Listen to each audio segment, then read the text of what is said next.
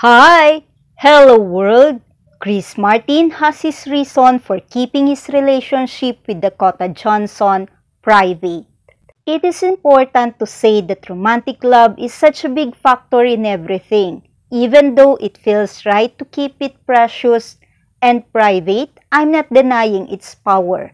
The Coldplay frontman tells Rolling Stone magazine. The music mag also notes that the singer mentioned the actress throughout the interview.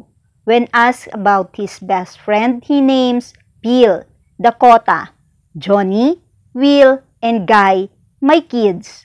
Chris also says that he and Dakota listen to Casey Musgraves' Golden Hour together within the past couple of days. Before Dakota, Chris was in public relationship with Gwyneth Paltrow until the two consciously uncoupled in 2014. And now they are facing an empty nest with their kids, 20 years old Apple and 18 years old Moss, going out on their own. It's sad, that's the only word Chris say of his children growing up, but of course, it had to be weirder if they were still like, I can't live, then you had be more worried, he added.